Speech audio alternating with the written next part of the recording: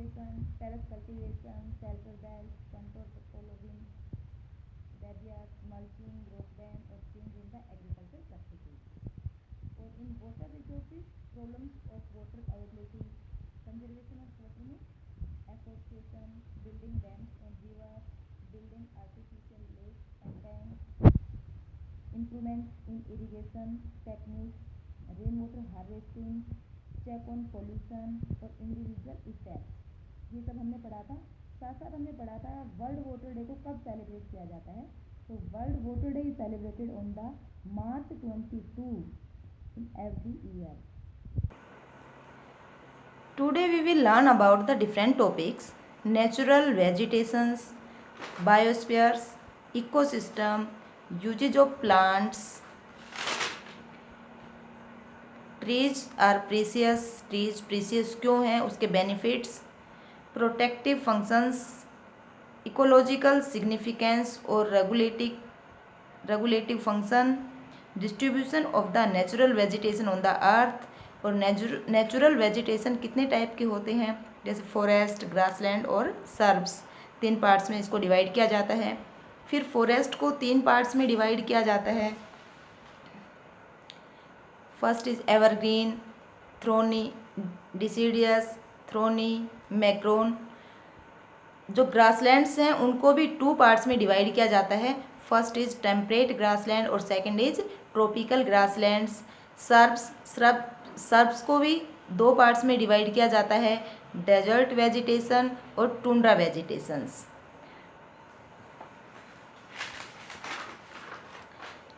First topic है natural vegetation. Natural vegetation होती क्या है और नेचुरल वेजिटेशन की डेफिनेशन क्या होगी. नेचुरल वेजिटेशन किसे कहा जाता है, what do you mean by the natural vegetation. तो natural vegetation refers to the naturally occurring plants grow which is not under the control of humans and only grows due to the climate of the region. ये कहता है कि natural vegetations वो vegetations होती हैं जो plants बिना ही human activities के अपने आप ग्रो करती हैं, जो ह्यूमन बीइंग्स के कंट्रोल में नहीं होती हैं, अपने आप ग्रो करती हैं due to the climatic conditions की वजह से, क्लाइमेटिक रीजन्स की वजह से अपने आप ही ग्रो करती हैं. उन्हें नेचुरल वेजिटेशन कहा जाता है. I mean to say that कि natural vegetation refers to the original plant cover on the earth surface. It is called the natural vegetation. Second है biosphere. Natural vegetation and wildlife exist only in the narrow zone of contact between the lithosphere, hydrosphere and atmosphere that we call biosphere. Biosphere किसे कहते हैं कि natural vegetation और wild life ये दोनों ही एक दूसरे से कांटेक्ट करते हैं. लिथोस्फीयर, हाइड्रोस्फीयर और एटमॉस्फेयर तीनों के बीच में एक नैरो जोन होती है जहाँ पे कांटेक्ट करते हैं और उस एरिया को हम बायोस्फीयर कहते हैं. Ecosystem. In the biosphere living beings are inter related and interdependent on each other for survival. This life supporting system is known as the ecosystem. Biosphere में लिविंग बींग्स, जो भी लिविंग बींग्स हैं वो एक दूसरे से इंटर रिलेट होते हैं, एक दूसरे के ऊपर इंटरडिपेंडेंट होते हैं जीने के लिए, और ऐसा लाइफ सपोर्टिंग जो सिस्टम है उसे इकोसिस्टम कहा जाता है. तो नेचुरल वेजिटेशन की हम बात कर रहे थे जिसमें प्लांट्स भी आते हैं. तो प्लांट्स जो हैं उनके क्या क्या यूज होते हैं वो अब हम पढ़ेंगे. Usage of plants. प्लांट्स के क्या क्या यूजेज होते हैं. तो plants provide us with timber, gives shelters to animals. First क्या है, plants provide us with timber.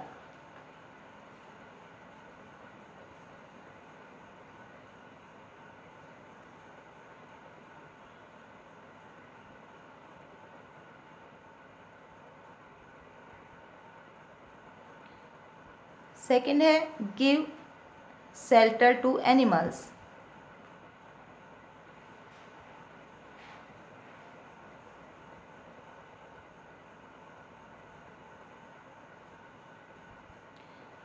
Third है produce oxygen we breathe.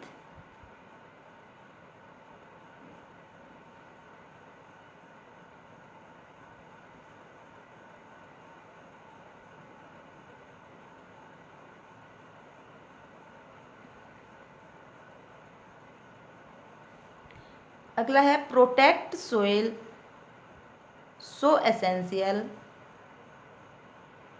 Protect soil so essential for growing crops.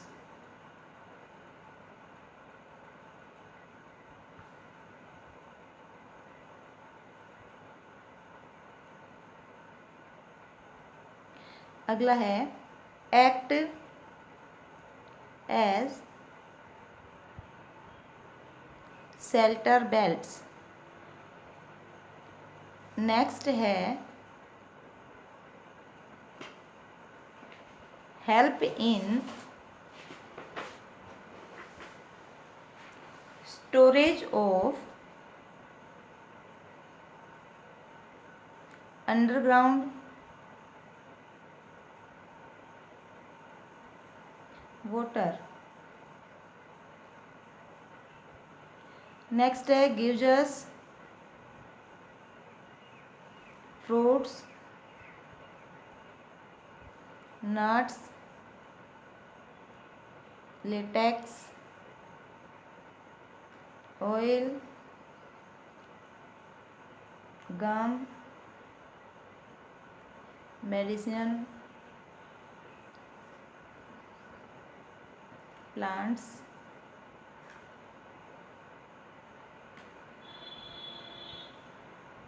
gives us paper etcetera etcetera. ये कहता है कि usage of plants के क्या क्या यूजेज हो सकते हैं। प्लांट्स एक तो हमें टिम्बर प्रोवाइड करवाता है, टिम्बर मीन्स लकड़ियाँ हमें प्रदान करता है। Give shelter to the animals, जो एनिमल्स होते हैं उनको भी शेल्टर देते हैं plants. Produce oxygen we breathe, जिस ऑक्सीजन में हम सांस लेते हैं वो भी देते हैं। Protect soil so essential for growing crops, soil की प्रोटेक्ट करता है, जो क्रॉप्स को उगाने में हमारी हेल्प करती है, बहुत ही आवश्यक होती है soil. Act as the shelter belts में भी काम आती है। Help in storage of the underground water को स्टोरेज करने में भी प्लांट्स हमारी हेल्प करते हैं। Gives us fruits nuts latex oil gum, plants जो हैं हमें ये सारी चीज़ें देती हैं, जैसे फ्रूट्स भी देते हैं, नट्स भी देते हैं, लेटेक्स देते हैं, ऑयल गम मेडिसिन और पेपर एक्सेट्रा, ये सारी चीज़ें हमें प्लांट्स प्रोवाइड करवाते हैं। और ट्रीज जो हैं वो बहुत ही प्रीसियस होते हैं, बहुमूल्य होते हैं ट्रीज हमारे लिए, तो उनके और भी बहुत सारे बेनिफिट्स हो सकते हैं। तो क्या क्या बेनिफिट्स हैं उसके? फर्स्ट मैंने लिखा है प्रोडक्शन ऑफ ऑक्सीजन प्रोड्यूस करते हैं। एयर प्यूरिफायर, प्लांट्स जो हैं ट्रीज जो हैं वो एयर प्यूरिफायर भी हैं, हवा को शुद्ध बनाते हैं। Control of soil erosion and fertility of soil erosion को कंट्रोल करते हैं और सोइल की फर्टिलिटी को बढ़ाते हैं। Humidity control and recycling, humidity को कंट्रोल करते हैं, उसको रिसाइकलिंग करते हैं। Providing shelters to birds mammals and other animals, birds को एनिमल्स को मैमल्स को इन सबको ये शेल्टर देते हैं। Produce from the trees produce होते हैं। Therefore we must protect trees, they are our life line, इसलिए हम कह सकते हैं कि ट्रीज हमारी लाइफ लाइन है, वो हमें जीवन देते हैं। प्रोटेक्टिव फंक्शंस, इसके क्या क्या प्रोटेक्टिव फंक्शंस हो सकते हैं ये अब हम देखेंगे कि प्रोटेक्टिव फंक्शंस इसके कौन कौन से हैं। तो प्रोटेक्टिव फंक्शंस में आएगा कि forest protect us from strong winds heat and cold, किस चीज़ में हमारी प्रोटेक्ट करते हैं? एक तो जो स्ट्रॉन्ग विंड्स होती हैं, तेज़ हवाएं होती हैं, हीट गर्मी पड़ती है और ज़्यादा कोल्ड होता है, उससे हमारी ये प्रोटेक्शन करते हैं। They prevent soil erosion, floods and thus are helpful in conservation of soil. ये हमारे किस में हेल्प करते हैं? सोइल इरोजन में, फ्लड्स में, जब बाढ़ आती है उस टाइम पे, और इस सोइल को कंजर्व करने में भी हमारी हेल्प करते हैं। अगला है इकोलॉजिकल सिग्निफिकेंस और रेगुलेटिव फंक्शंस। क्या क्या इसके रेगुलेटिव फंक्शंस हैं और ये किस तरह से सिग्निफिकेंस है, इंपॉर्टेंट है, आवश्यक है। ये कहता है कि forest helps in balancing levels of oxygen and carbon dioxide in the atmosphere, regulate earth temperature and water cycle, forest increase the local precipitations and water holding capacity of the soil, thus preventing drought situation, अकाल जैसी जो situation होती है उसको ये control करते हैं, जो सोइल में पानी होल्डिंग की जो कैपेसिटी है उसको भी बढ़ाते हैं। Fallen leaves maintain the fertility of the soil by returning the nutrients. जो गिरी हुई पत्तियाँ होती हैं, जो पेड़ से टूट के कुछ पत्तियाँ गिर जाती हैं, वो हमारी सोइल की फर्टिलिटी को बढ़ाती हैं और न्यूट्रिएंट्स को रिटेन करती हैं। नेक्स्ट टॉपिक है distribution of the natural vegetation on the अर्थ, कि नेचुरल वेजिटेशन को अर्थ के ऊपर किस तरह से डिस्ट्रीब्यूशन किया गया है। तो इसको on the basis of the natural vegetations can be classified as, इसको 3 पार्ट्स में हम डिवाइड करते हैं। पहला पार्ट है फॉरेस्ट, सेकंड है ग्रासलैंड्स और थर्ड है सर्ब्स। फर्स्ट है फॉरेस्ट, फिर ग्रासलैंड्स और फिर सर्ब्स। जो फॉरेस्ट है उसके 4 पार्ट होते हैं। फॉरेस्ट को हम 4 पार्ट्स में डिवाइड करते हैं, जैसे evergreen forest, deciduous forest, thorny forest और मैनग्रोव फॉरेस्ट। जो एवरग्रीन फॉरेस्ट है उसको 2 पार्ट्स में हम डिवाइड करते हैं, एक तो ट्रॉपिकल एवरग्रीन फॉरेस्ट और दूसरा टेम्परेट एवरग्रीन फॉरेस्ट। ऐसे ही डिसीडियस फॉरेस्ट को भी हम 2 पार्ट्स में डिवाइड करते हैं। First is tropical deciduous forest और second is temperate deciduous forest. Third है थ्रोन, इसमें कांटेदार झाड़ियाँ और पेड़ पौधे जो डेजर्ट एरिया में होते हैं उस टाइप के पेड़ पौधे इसमें आते हैं। और फोर्थ है मैनग्रोव फॉरेस्ट। ग्रासलैंड जो है उसको भी हम 2 पार्ट्स में डिवाइड करते हैं। फर्स्ट पार्ट है इसमें टेम्परेट ग्रासलैंड और सेकंड है tropical grasslands. Third shrubs, shrubs को भी हम 2 पार्ट्स में डिवाइड करते हैं। फर्स्ट है डेजर्ट वेजिटेशन और सेकंड है टुंड्रा वेजिटेशन। अब इनको हम सीरियल वाइज देखेंगे। फॉरेस्ट में फर्स्ट एवरग्रीन फॉरेस्ट, पहले देखेंगे फॉरेस्ट होते क्या हैं। फॉरेस्ट होते क्या हैं, तो फॉरेस्ट ऑफ एक particular type can be identify on the basis of the geographical location, climatic conditions and composition of the plants species. Forests in India have a wide variety of the plant species. Forest को हम 4 parts में divide करते हैं। Evergreen forest, evergreen forest found in the areas of high rainfall, जहाँ पे ज़्यादा rainfall होती है उन एरियाज में ये ज़्यादा पाए जाते हैं। जहाँ पे लंबा मानसून पीरियड होता है वहाँ पे ज़्यादा पाए जाते हैं।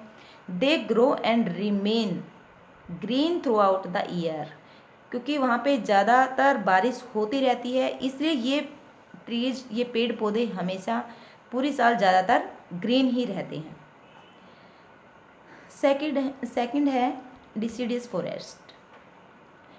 These are found in areas of the moderate rainfall, जहाँ पे मॉडरेट रेनफॉल होती है वहाँ पे ये पाए जाते हैं। टीक ट्री जो है वो इसका मोस्ट इम्पोर्टेंट एग्जाम्पल है। But other trees and shrubs also grow, दूसरे ट्रीज भी यहाँ पे उगते हैं। These trees set there leaves in winter, ये जो ट्रीज होते हैं ये अपनी पत्तियों को विंटर सीजन में गिरा देते हैं एंड समर मंथ्स में भी गिरा देते हैं। अगला है thorny forest. These are found in semi arid areas, ये सेमी एराइड एरियाज में पाए जाते हैं। वेयर वाटर इज स्केयर, जहाँ पे पानी की कमी होती है उन एरियाज में ये पाए जाते हैं।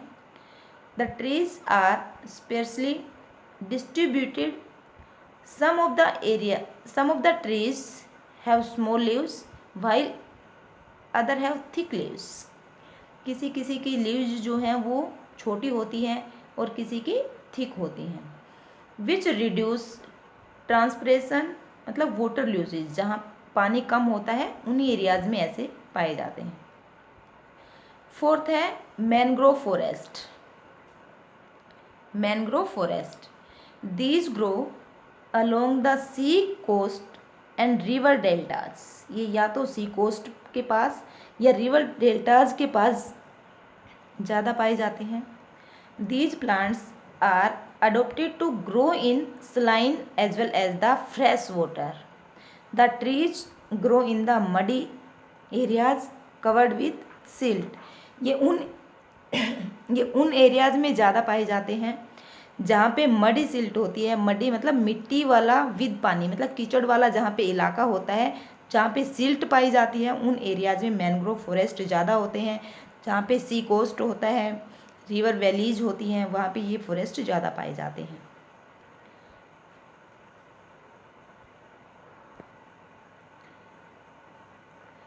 एवरग्रीन फॉरेस्ट और डिसीडियस फॉरेस्ट के दो पार्ट्स मैंने अभी बताए थे आपको। एवरग्रीन फॉरेस्ट के दो पार्ट थे, ट्रॉपिकल एवरग्रीन फॉरेस्ट और टेम्परेट एवरग्रीन फॉरेस्ट।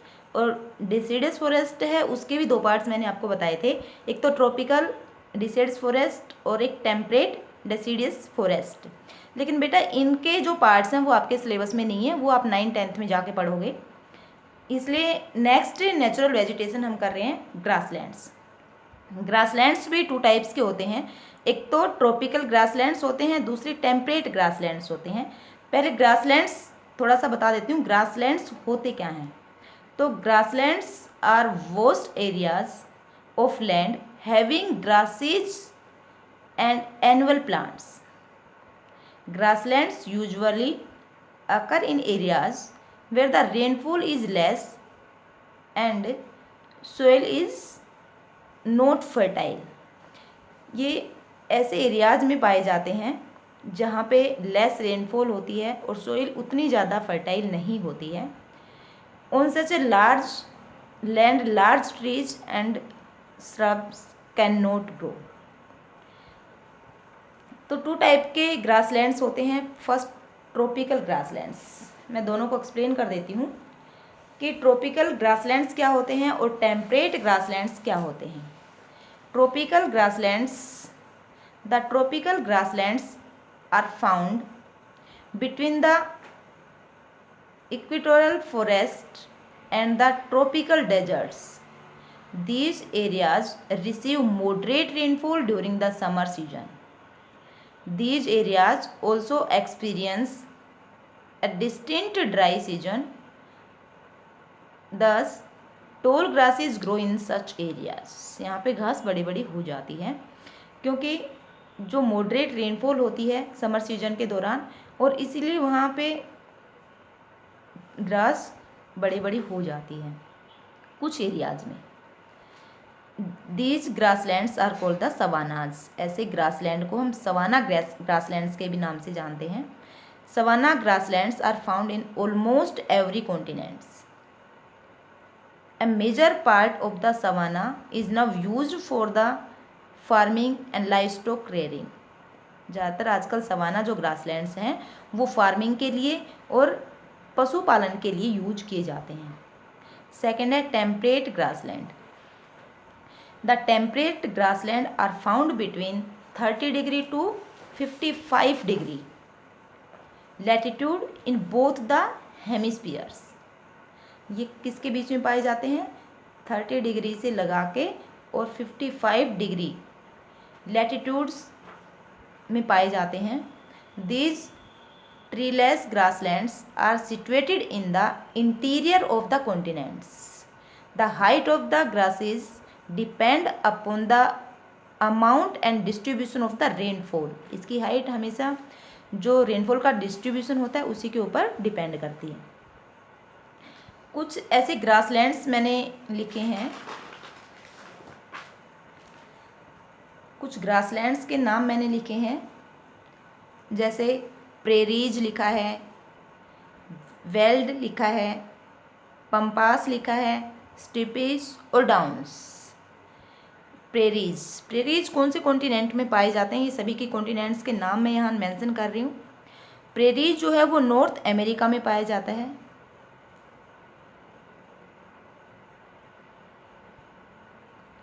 वेल्ड ये साउथ अफ्रीका में पाए जाते हैं।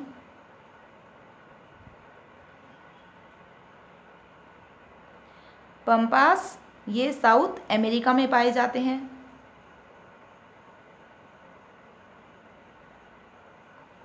स्टिपीज, स्टिपीज एशिया में पाए जाते हैं। और डाउन्स, डाउन्स ऑस्ट्रेलिया में पाए जाते हैं।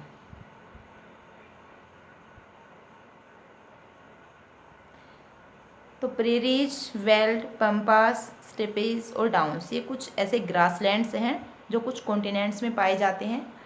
These are the main and major grasslands of the world which are found in different part of the world with different names.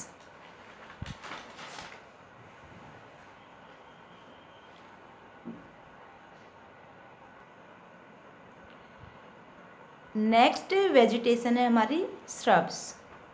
Shrubs are found in very hot and very cold areas where the rainfall is very less, जहाँ पे rainfall कम होती है, बहुत गर्म होते हैं कुछ इलाके, बहुत ठंडे एरिया होते हैं, उनमें ये सर्प पाए जाते हैं। Shrubs are found in desert and tundra region which are very hot and very cold. या तो वो इलाके बहुत ही गर्म होते हैं या फिर वो इलाके बहुत ही ठंडे होते हैं, ऐसे एरियाज़ में सर्प्स पाए जाते हैं। There are two types, first is desert vegetation and second is tundra vegetation. तो डेजर्ट वेजिटेशंस क्या होते हैं कि dry and hot deserts receive very less rainfall. ये ड्राई और हॉट डेजर्ट होते हैं जो बहुत ही कम रेनफॉल को रिसीव करते हैं। Shrubs in the deserts have deep roots, thick barks and the thorny and waxy leaf surface to reduce the loss of moisture by transpiration. इसकी रूट जो होती हैं, डेजर्ट वेजिटेशंस की रूट जो होती हैं वो डीप होती हैं, थिक बार्क्स होती हैं इसकी, कांटेदार, ज़्यादातर पेड़ पौधे इसमें कांटेदार पाए जाते हैं, वैक्सी लीफ होती हैं इसकी, ताकि ये अपने अंदर मॉइस्चर को बचा सकें। Desert vegetation includes the thorny bushes, date और पाम एक्सेट्रा। ये कुछ ऐसी वेजिटेशंस होती हैं जो डेजर्ट एरिया में पाई जाती हैं। सेकेंड है tundra vegetation.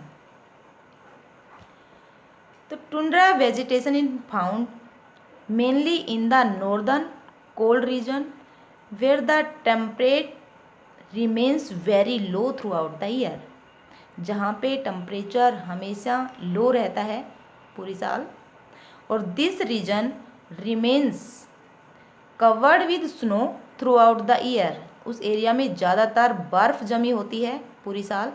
But during short summer, लेकिन समर सीजन में कुछ ही दिन ऐसे होते हैं व्हेन द स्नो मेल्ट्स, जब बर्फ़ पिघलती है तो lichens, mosses and small grass appear in this region. तो इस टाइप के पेड़ पौधे और कुछ छोटी छोटी घास वहाँ पे उस टाइम पे उग जाती है during the summer season. No tall trees are found here, कोई भी बड़े ट्री यहाँ पे नहीं पाए जाते। The vegetation in these region is very scanty as the ground remains frozen for the long period, क्योंकि ज़्यादातर ग्राउंड पे लंबे टाइम तक वहाँ पे बर्फ़ जमी रहती है, इसलिए वहाँ पे ज़्यादा बड़ी बड़ी वेजिटेशंस नहीं पाई जाती हैं। Now we move to the next topic, और next topic is wild life. Wild life क्या है? तो वाइल्ड लाइफ जो है एक टर्म है, wild life normally includes the member of plants and animal kingdoms which live in a natural habitat in a biosphere. All organisms are interdepend, इसमें सभी जो ऑर्गेनिजम्स हैं वो इंटर डिपेंड होते हैं, एक दूसरे के ऊपर ही डिपेंड होते हैं. They are an important part of the ecosystem. How many types of animals, birds और इंसेक्ट्स. इसमें बहुत सारे इंसेक्ट्स होते हैं, एनिमल्स भी होते हैं, बर्ड्स भी होते हैं, रेप्टाइल्स भी होते हैं, कुछ फिशेस भी होती हैं अर्थ के ऊपर. तो distinct to that regions only such the kangaroos in Australia. कुछ ऐसे डिस्टिंक्ट पाई जाते हैं. डिस्टिंक्ट मतलब, डिस्टेंस का मीन्स मतलब जो प्रजातियां कुछ नष्ट हो गई हैं, तो ऐसे कुछ चीज़ें, कुछ एनिमल्स पाए जाते हैं जैसे कंगारू है ऑस्ट्रेलिया में, और पेंगुइन्स इन पोलर रीजन्स में. ये कुछ स्पेसिफिक जगह पे ही पाई जाती हैं, सब जगह नहीं पाई जाती हैं. The natural habitat provides the facilities for the growth, development, reproduction, shelters, food, etc. The greatest variety of the wildlife is found in the equatorial forest. It means the wildlife refers to the all plants, animals, birds and organisms which live in their natural habitat. Natural vegetation, wildlife का मतलब क्या हुआ कि इसमें सारे plants, animals, birds और organism जितने भी होते हैं वो सारे नेचुरल हैबिटेट में ही रहते हैं और वो सारे वाइल्ड लाइफ में आते हैं. इम्पोर्टेंस ऑफ वाइल्ड लाइफ, कि वाइल्ड लाइफ की इम्पोर्टेंस क्या है. इम्पोर्टेंस क्या है वाइल्ड लाइफ की. Importance of the wild life.